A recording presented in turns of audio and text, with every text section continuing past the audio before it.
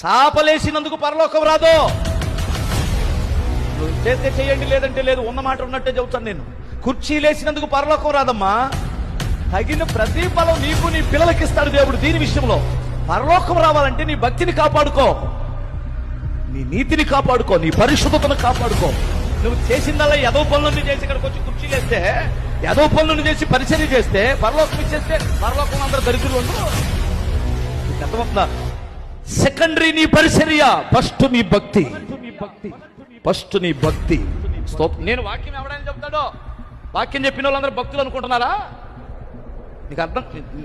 వాక్యం చెప్పిన వాళ్ళ భక్తుడు కాదు.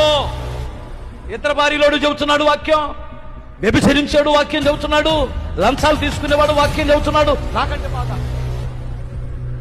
నాకంటే బాగా నేనేం చెప్పగలను వారి ముందు? వారికి ఉన్న థియాలజీ నాకెక్కడే.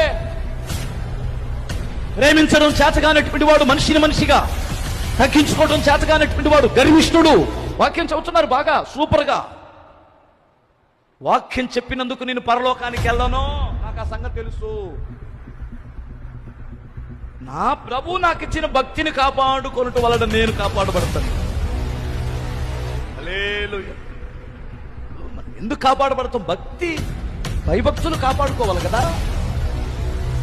ఎందుకయ్యా నిన్ను ఈ సింహాలు తినలేదంటే, నేను దేవుని యందు భక్తి కలిగి ఉన్నాను కనుక, నేను నిర్దోషిగా ఉన్నాను కనుక నా దేవుడు నన్ను కాపాడాడు.